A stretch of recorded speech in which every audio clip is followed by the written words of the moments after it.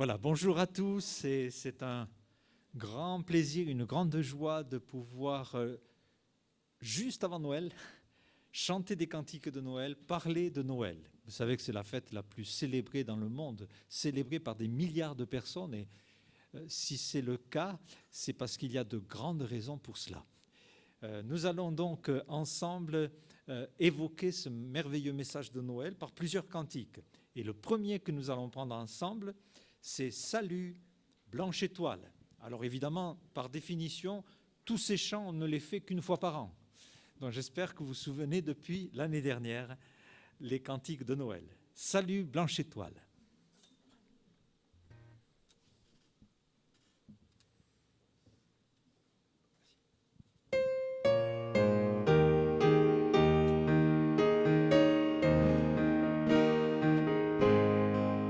Salut, blanche étoile,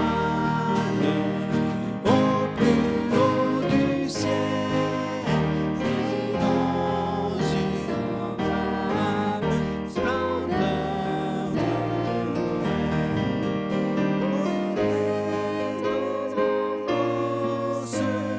Qu'un chant d'espérance venait tendre enfance. Qu'un chant d'espérance de vos cœurs s'élance jusqu'à l'éternel. Ardente jeunesse, louez le Seigneur. Tremblante vieillesse, n'ayez point de peur. De même au mystère se fait notre frère. De même au mystère se fait notre frère. Et bien sur la terre sauver le pécheur. Le Fils adorable,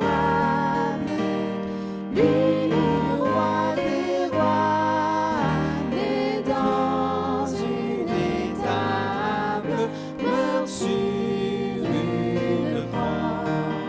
Sa grâce fidèle pardonne aux rebelles. sa grâce fidèle pardonne aux rebelles. Jésus nous appelle, écoutons sa voix. Salut, blanche étoile, Au plus haut du ciel, rayonne sans voile, splendeur de Noël. Pour l'âme qui t'aime, ta clarté suprême.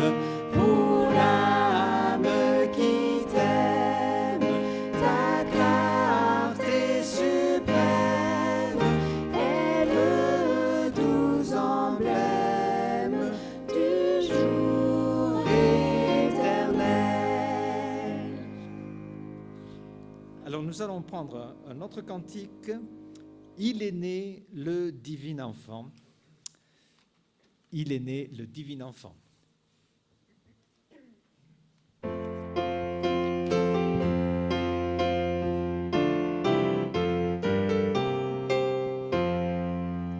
Il est né le divin enfant, jouez au bois, résonnez musette. Il est né le divin enfant, chantons tous son avènement. Depuis plus de 4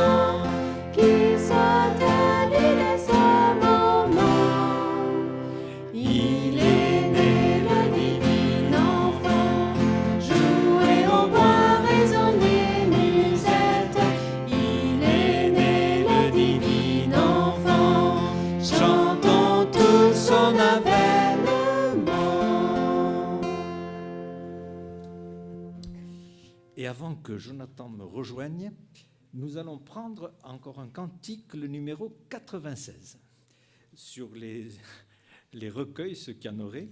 Ce cantique s'appelle « Écoutez le chant des anges ».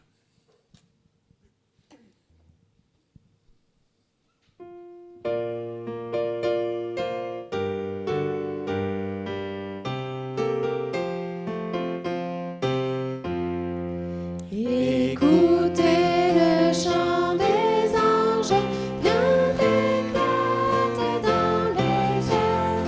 Joignons aussi nos louanges à leur sublime concert. Gloire à Dieu, paix sur la terre. Aujourd'hui le Christ est né. Jésus s'est fait notre frère.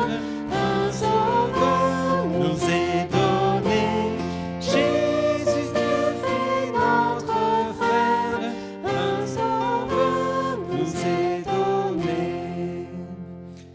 Son palais est une étable, une crèche et son berceau.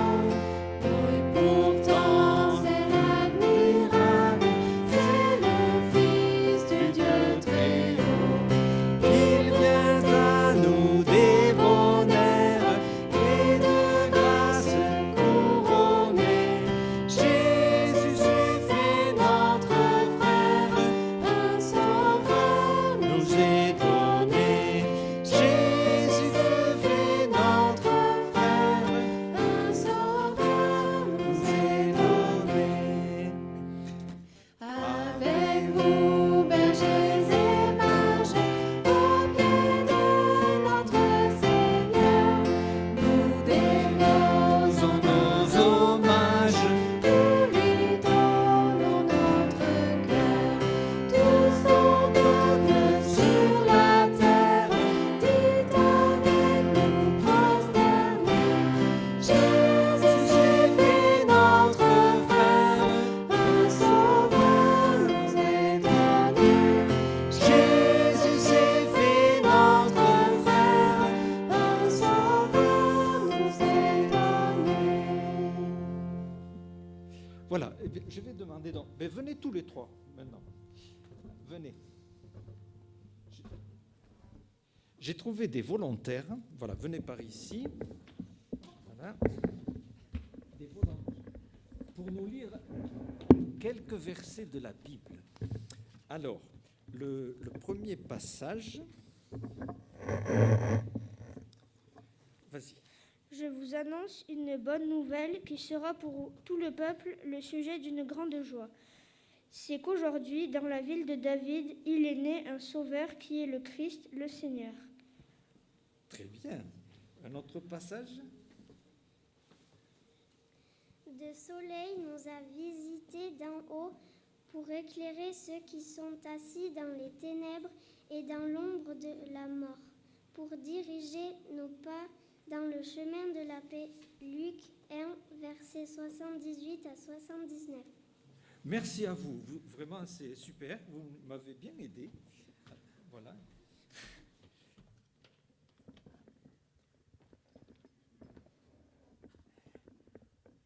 Quelques passages bibliques qui sont absolument merveilleux, où il est question de lumière, il est question de l'amour de Dieu. Et vous savez que Noël, c'est célébrer l'amour de notre Seigneur, parce que la Bible dit « Dieu a tant aimé le monde qu'il a donné son Fils, afin que quiconque croit en lui ne périsse point, mais qu'il ait la vie éternelle. » Il y a dans ce passage deux choses qui concernent Dieu et deux choses qui nous concernent. La part de Dieu, c'est qu'il nous a aimés et qu'il a donné. Donc ce n'est même pas des choses au futur, ni au présent. C'est déjà fait. Il nous a aimés et il a donné. Et nous, notre côté, c'est croire. Celui qui croit, il a la vie éternelle. C'est absolument fantastique. Dans ce verset est résumé tout le sens de Noël, pourquoi le Seigneur est venu, Le Christ a été donné pour que nous ayons la vie éternelle. Et nous allons continuer des cantiques de Noël avec le numéro 114, le numéro 110. 110, c'est ça?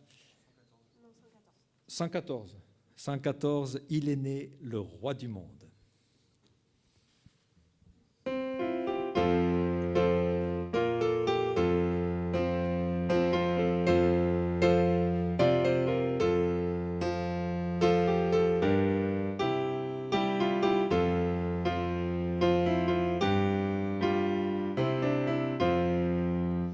Il est né le roi du monde, le Christ libérateur, que la terre entière réponde d'une voix de même cœur. Dans les tables misérables, contemplez ce nouveau-né. À la terre, au mystère, Dieu lui-même s'est donné. À tes pieds, roi sans couronne, Jésus, nous courbons l'offrande. T'as prêché pour nous un trône, c'est là que nous t'adorons. Dans les tables misérables, contemplez ce nouveau-né. À la terre, au mystère, Dieu lui-même s'est donné. En notre âme vient renaître, ô Christ, elle a soif de toi. Elle veut avoir pour maître un enfant glorieux roi. Dans les tables misérables, contemplez ce nouveau-né. À la terre, au mystère, Dieu lui-même s'est donné. Nous ne pourrions pas chanter des chants de Noël sans chanter Voici Noël. Voici Noël, ô douce nuit, un chant universellement connu et qui a été aussi écrit par des personnes qui ont cru à Christ et à la raison pour laquelle il est venu dans le monde. Voici Noël.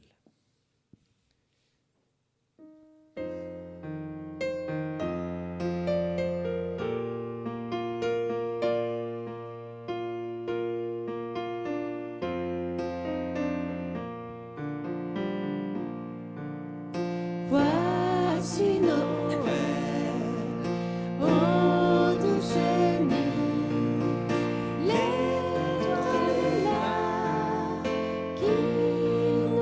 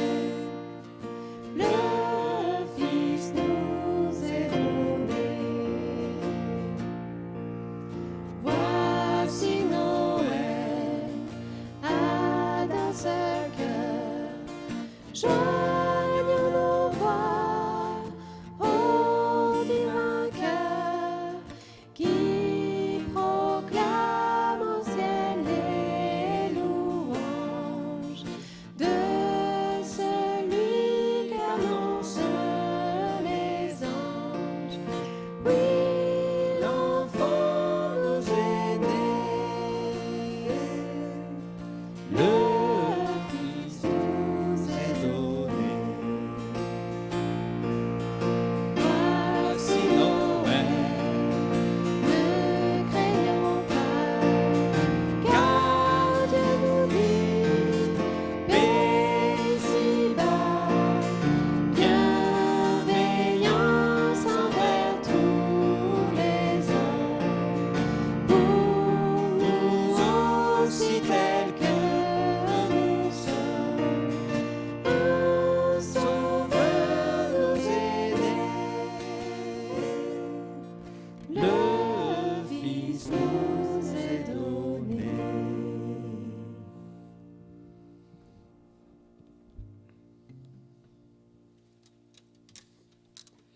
Le Fils nous a été donné. Il nous suffit de le recevoir, il nous suffit d'ouvrir son cœur, de croire en lui. Et la Bible dit, celui qui a le Fils, il a la vie. Celui qui n'a pas le Fils n'a pas la vie. Combien de fois en décembre, il m'est arrivé de chanter dans la rue des chants de Noël et de dire à tous les passants, n'oubliez pas que le plus grand des cadeaux, c'est la vie éternelle en Jésus-Christ. Et j'avais appris à l'époque un chant que je voudrais vous interpréter. Ça s'appelle tout simplement « À Noël ».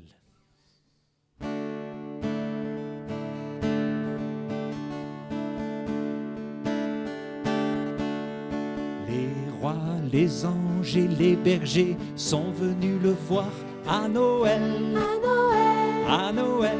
à Noël, Quand l'appel leur fut adressé pour venir le voir à Noël, à Noël, à Noël. à Noël, Dans la paille, il était tendu entre ses parents à Noël, à Noël, à Noël. à Noël. Tous ceux qui le chantent aujourd'hui trahiront demain, oubliant qu'il est né à Noël, À Noël, à Noël.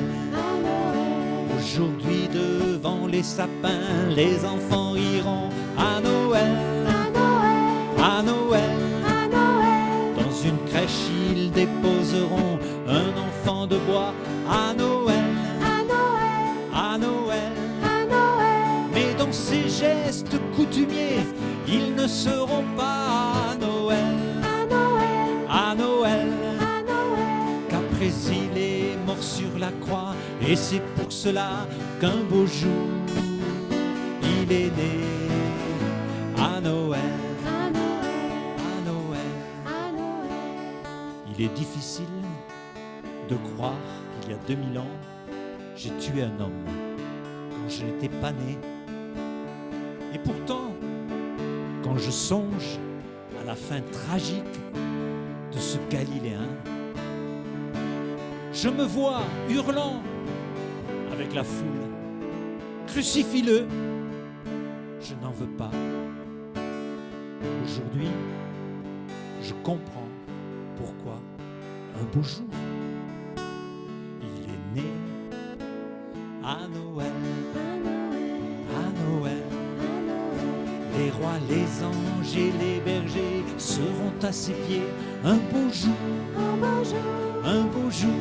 un beau jour, Les méchants seront pardonnés s'ils l'ont écouté un beau jour, un beau jour, un beau jour. un beau jour, Et Satan sera écrasé pour toujours brisé un beau jour, un beau jour, un beau jour. un beau jour. Mais les élus le chanteront éternellement, car un jour il est né à Noël, À Noël, à Noël, à Noël, à Noël. à Noël.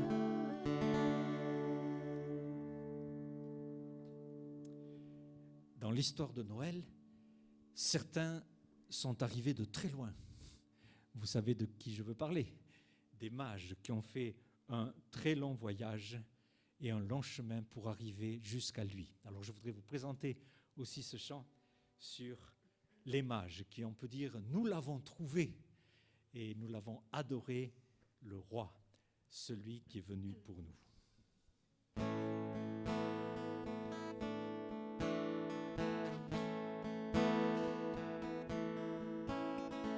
Ce fut un long chemin avant de trouver l'endroit à Bethléem où Jésus est né. Nous avons traversé de nombreux pays,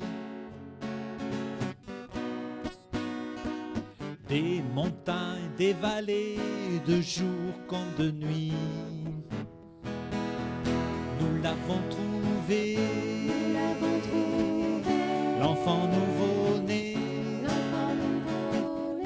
Il est notre roi, si nous sommes là, c'est pour l'adorer.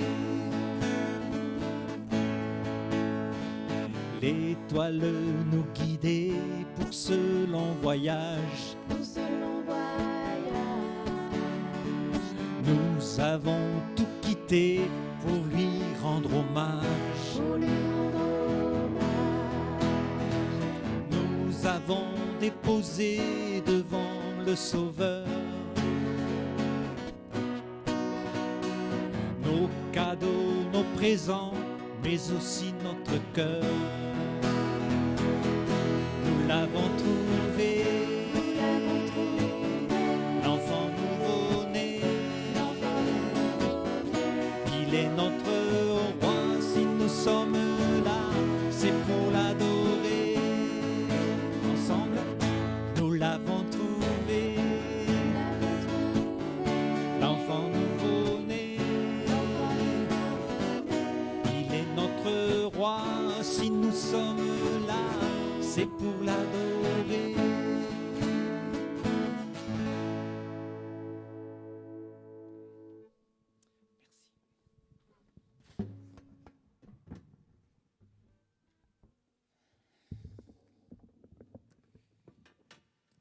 Merci à toute l'équipe pour permettre la présentation de ces chants.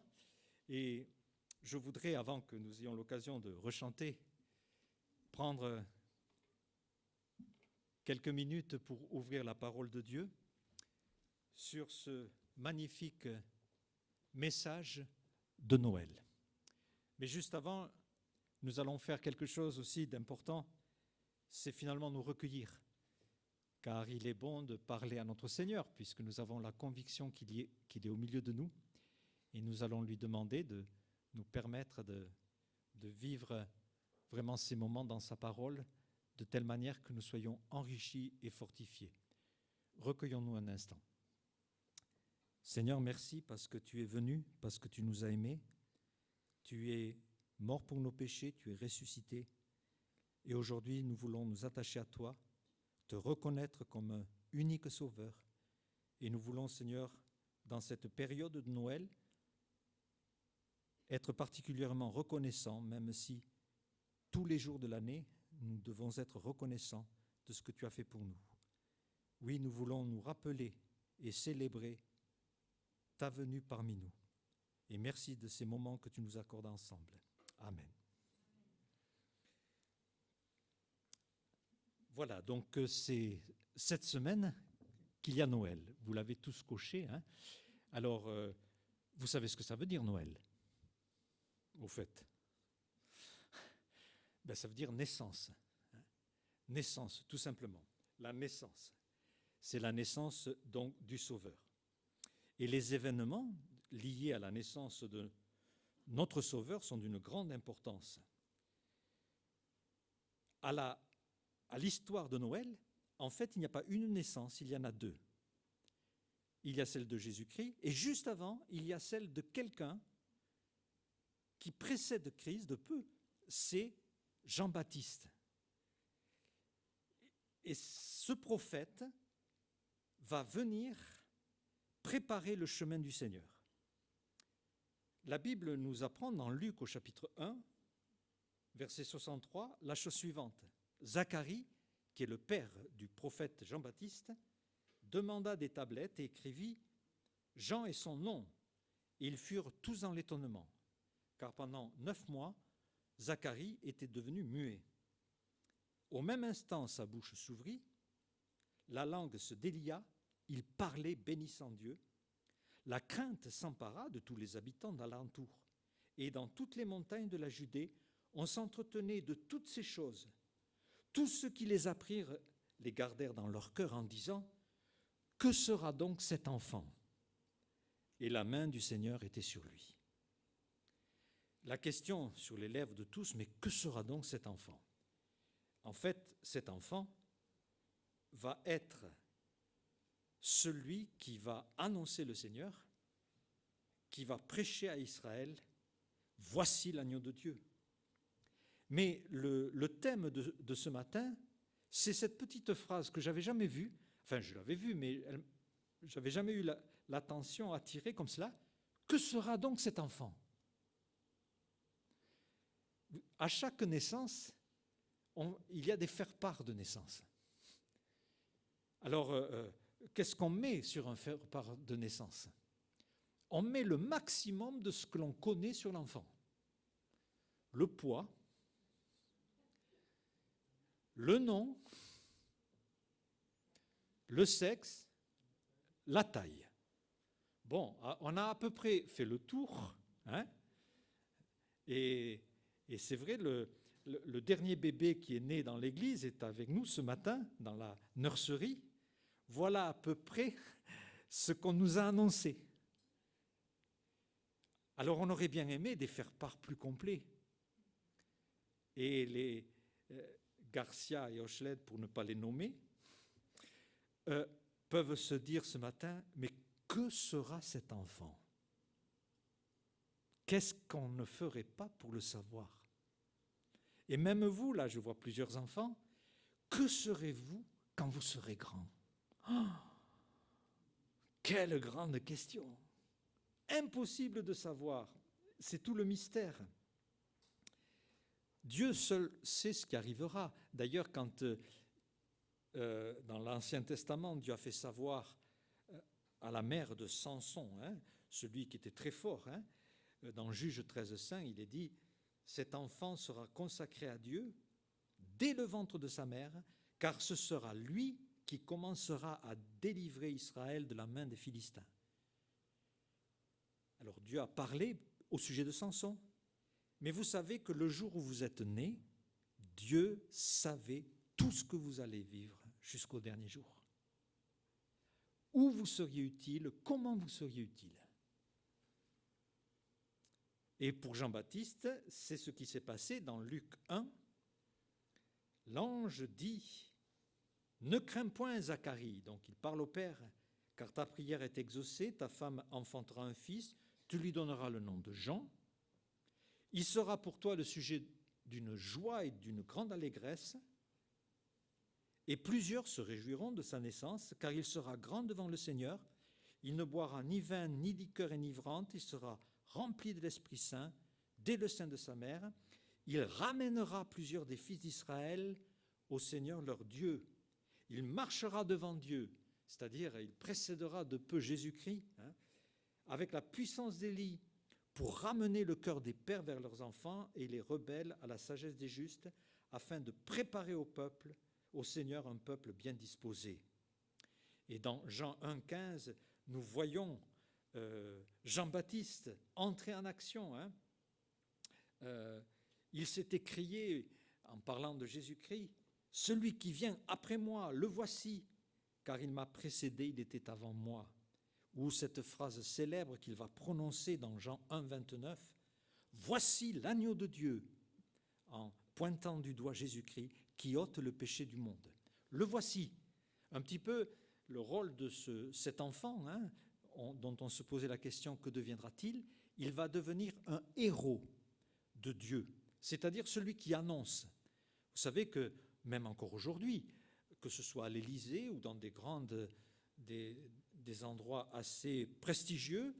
Quand une personne très importante arrive, si le président de la République entre dans une pièce où il y a du monde, il ne va pas entrer comme ça.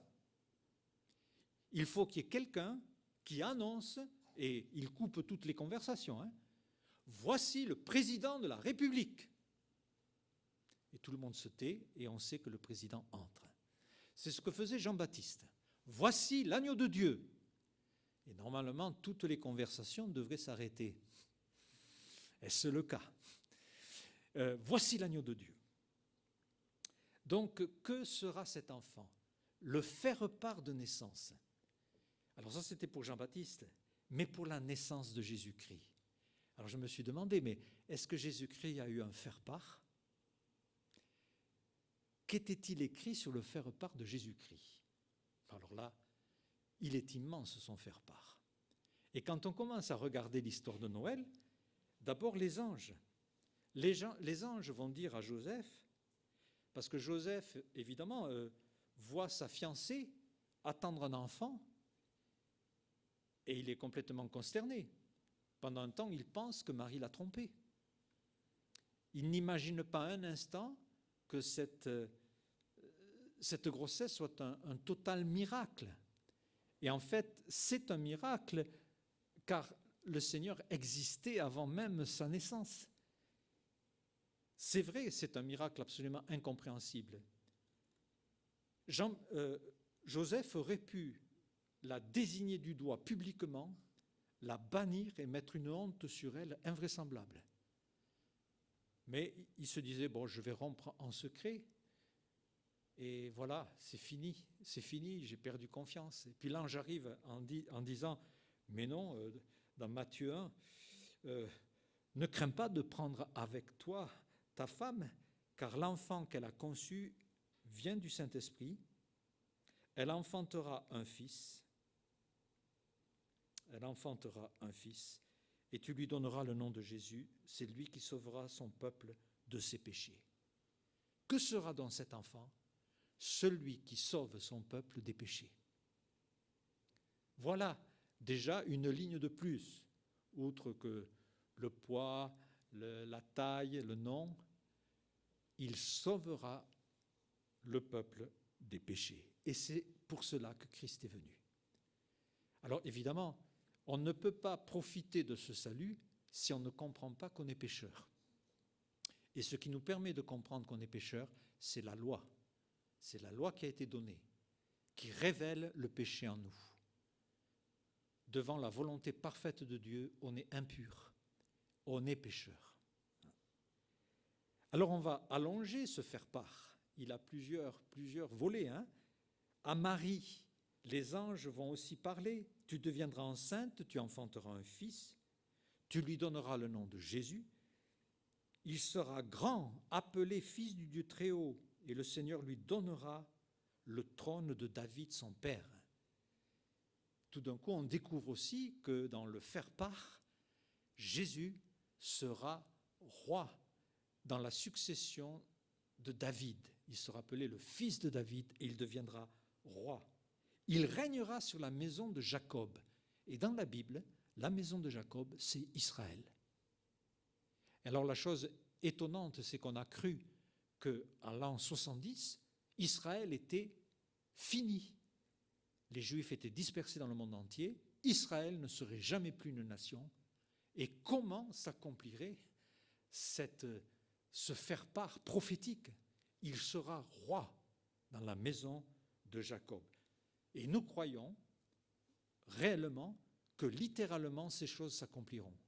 C'est la raison pour laquelle l'existence au XXe siècle d'Israël est en soi le début de la mise en place d'une future réalisation prophétique d'une grande importance. C'est vrai que beaucoup disent, mais non, le Seigneur sera roi, c'est spirituellement, c'est sur les chrétiens. Il veut être roi dans notre cœur. C'est vrai aussi qu'il veut régner dans notre vie. Mais être roi d'Israël, c'est aussi une réalité qui viendra. Nous n'avons pas de raison de ne pas prendre les choses littéralement quand elles peuvent l'être. D'ailleurs, Un jour, il y avait une conversation entre un juif et un chrétien. Croyez-vous à l'accomplissement littéral des prophéties est-il demandé? Et le chrétien dit non, non, non, ces passages sont allégoriques. C'est un roi spirituel. Donc le juif dit alors, je n'ai pas d'espoir qu'un jour Christ règne sur Israël. Mais si vous dites que c'est allégorique, est-ce que la naissance de Christ, qui est annoncée dans le même verset, est allégorique ou s'est-elle réalisée littéralement? Et c'est vrai que cela s'est passé littéralement. Mais ce n'est pas fini.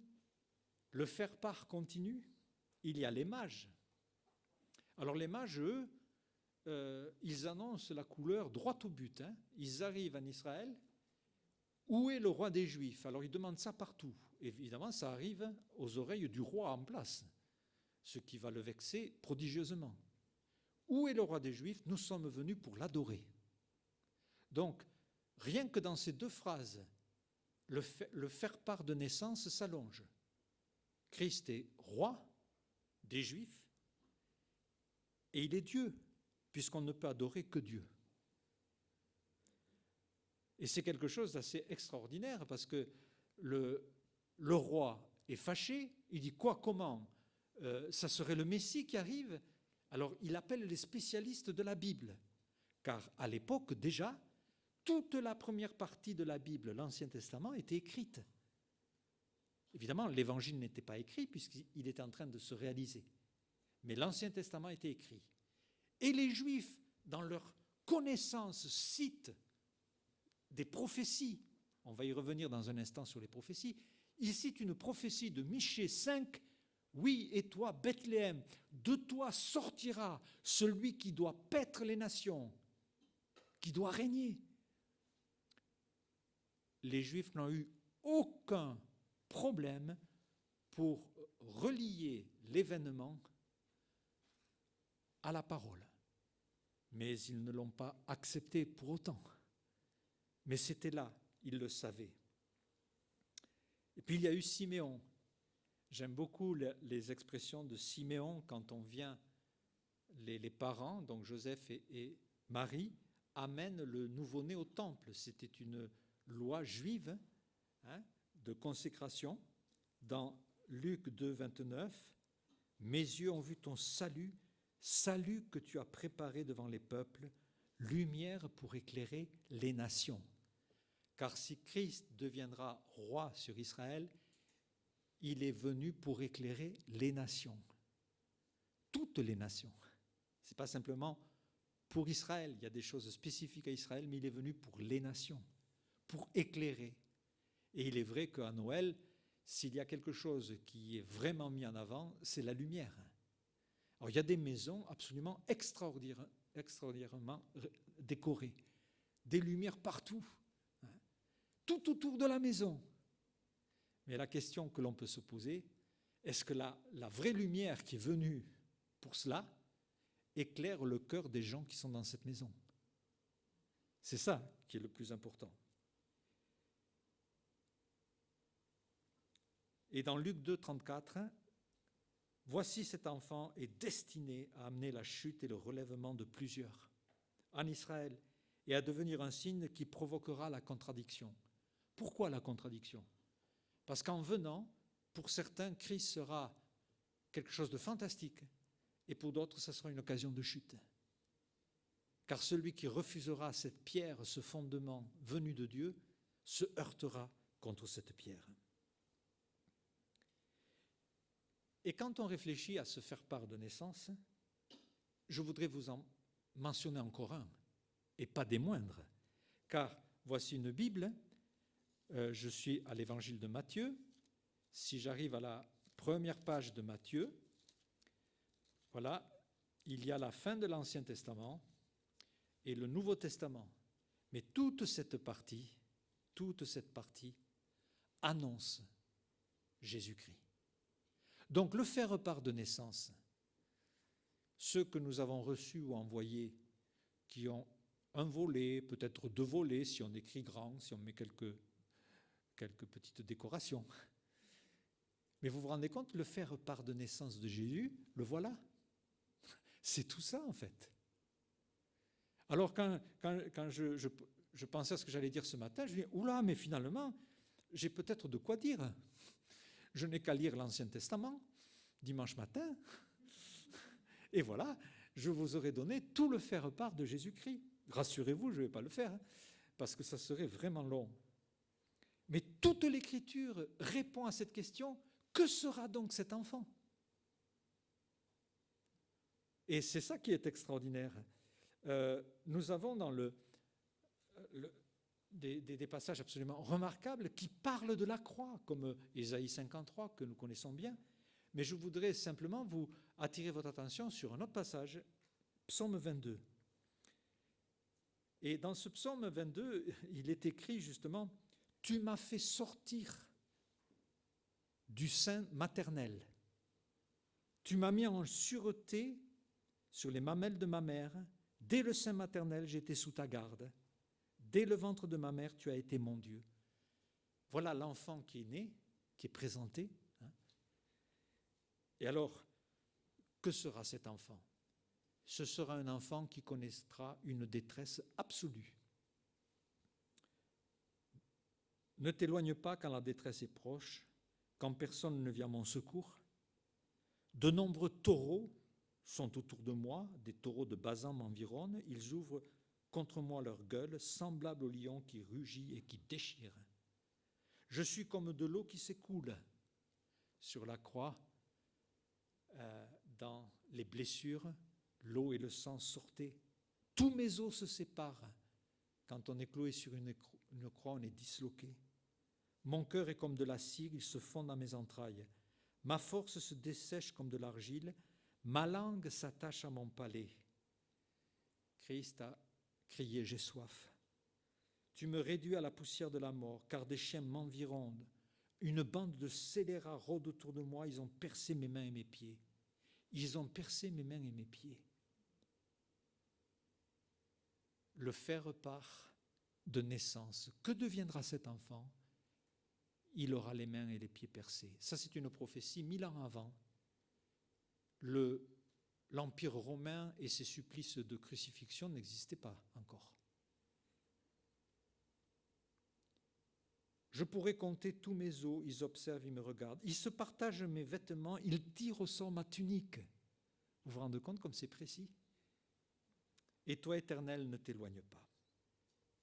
Et ce passage annonce ce que deviendrait cet enfant, c'est-à-dire un enfant qui accepte sur lui tout le poids, toute la détresse, tout le jugement que mérite mon péché. Il est venu volontairement pour cela, afin que lui devienne malédiction absolue, connaisse les affres de la croix pour que tout jugement me soit épargné. Vous vous rendez compte de la grandeur de cet amour? Voilà ce que deviendra cet enfant. Il va donner sa vie, mais il ressuscitera. Et là devient un point très intéressant. On ne peut pas parler de toutes les prophéties de la parole de Dieu. Mais je voudrais ce matin vous dire, à vous qui êtes là, à ceux qui nous écoutent, à quel point le faire-part divin pour l'enfant Jésus est un faire-part digne de toute confiance.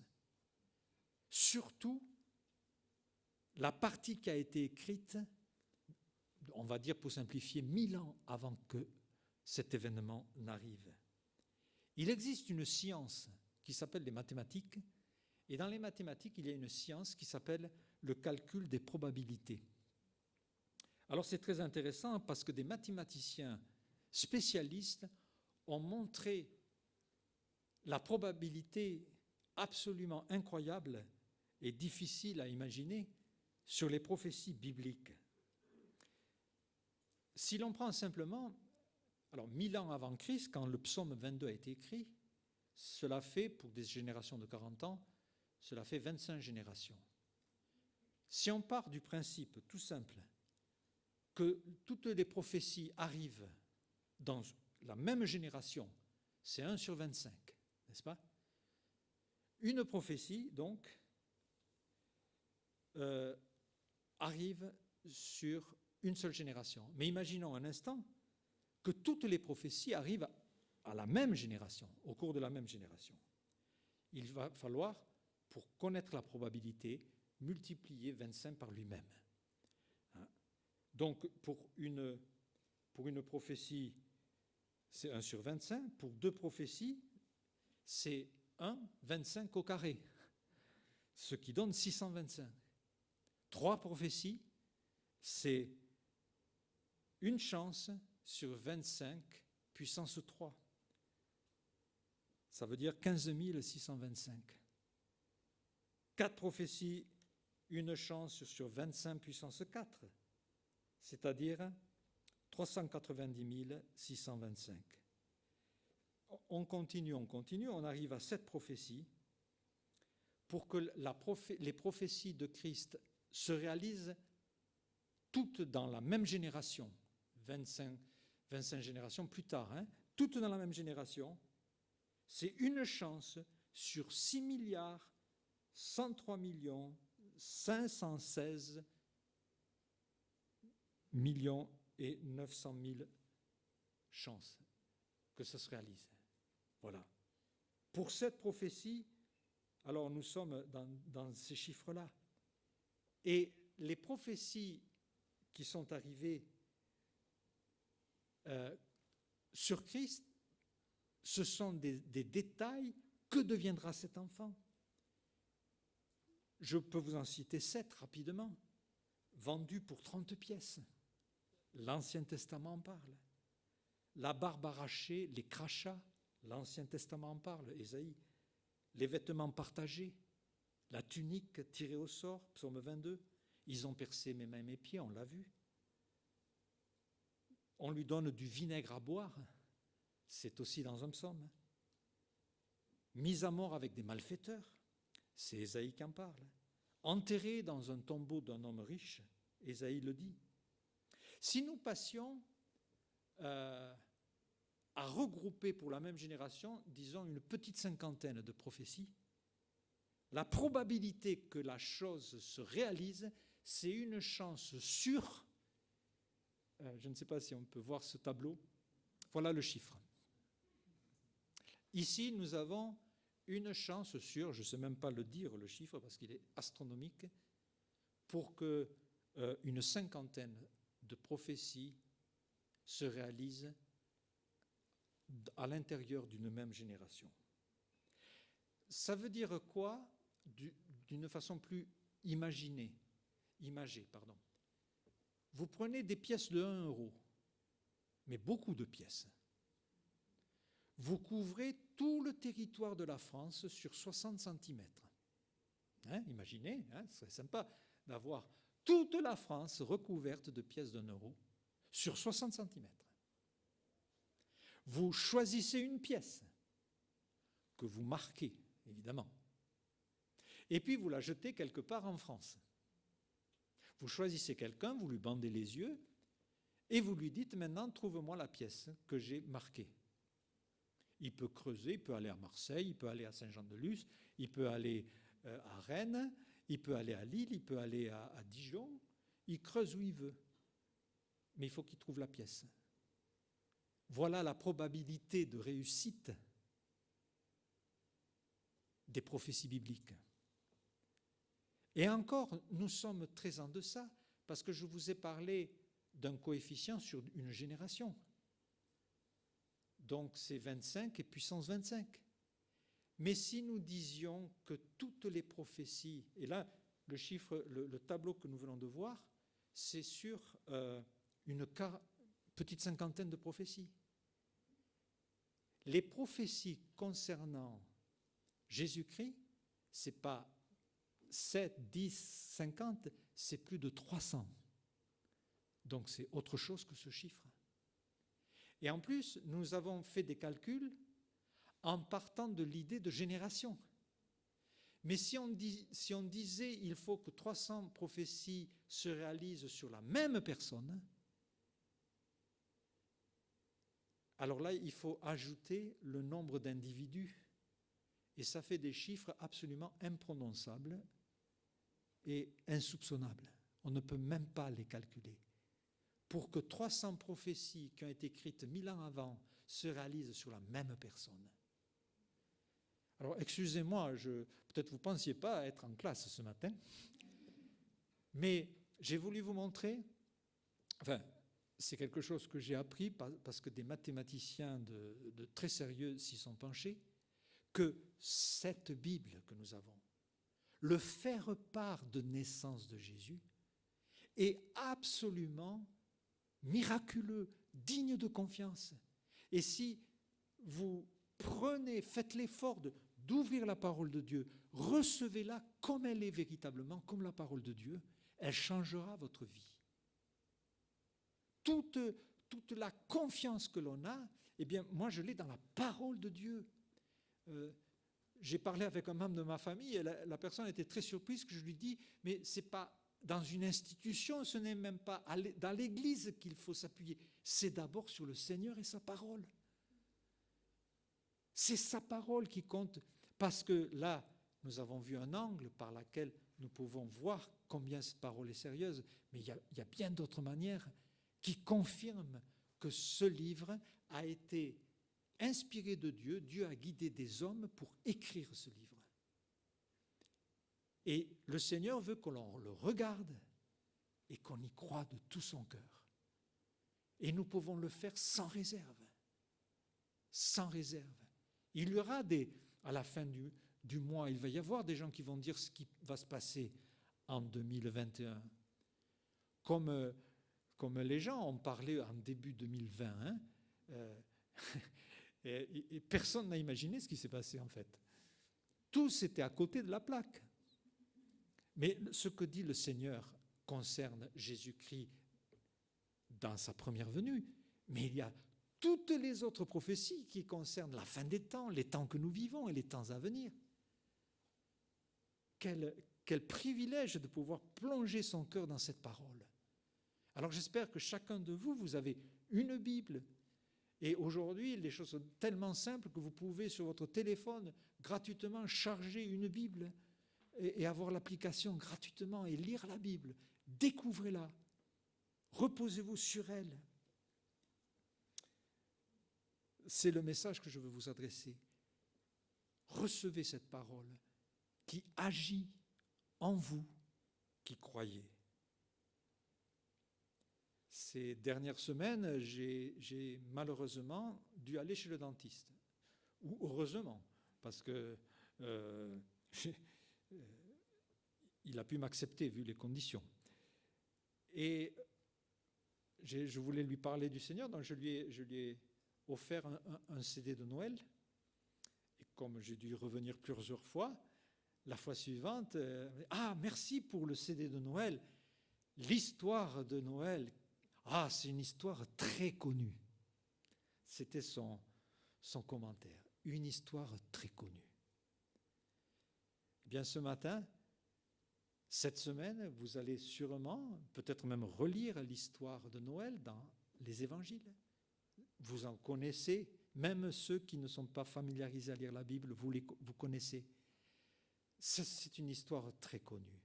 Mais je vous demande, est-ce que c'est une histoire reconnue par vous? Est-ce que vous la reconnaissez pour vrai? Le fait que ce soit très connu, ce n'est pas suffisant. Il faut la reconnaître. Il faut bien penser qu'on fête un événement, mais l'événement lui-même, c'est pour vous qu'il existe. C'est pour chacun de nous. Très connu, reconnu et accepté. Voilà le merveilleux message de Noël. Le faire-part de naissance. Alors, dès que vous ouvrez la Bible cette semaine, vous êtes en train d'ouvrir le faire-part de naissance de notre Seigneur. Et lisez-le attentivement, recevez-le de tout votre cœur. Je vais demander aux choristes, aux musiciens de revenir et nous allons à présent arriver à la conclusion de notre culte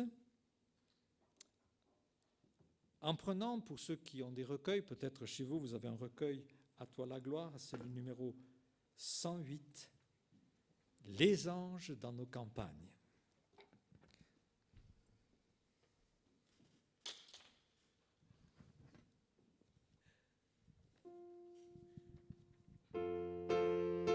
Si vous voulez, on peut se lever pour chanter ce cantique.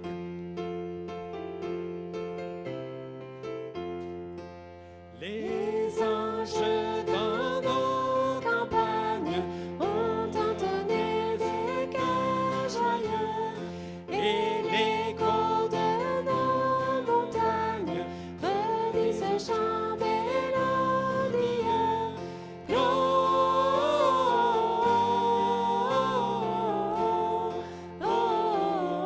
Gloria in excelsis Deo.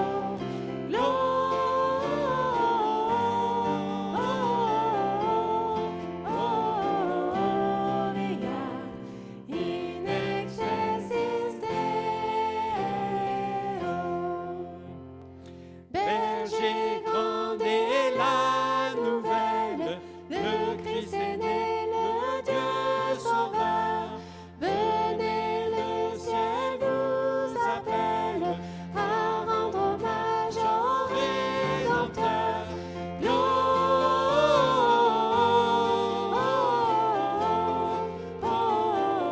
Gloria in excelsis Deo.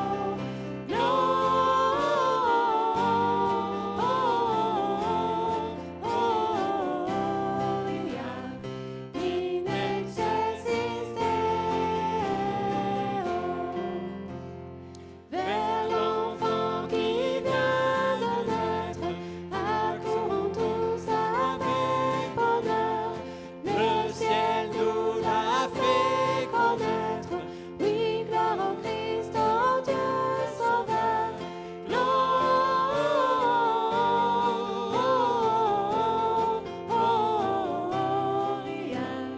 in excelsis Deo.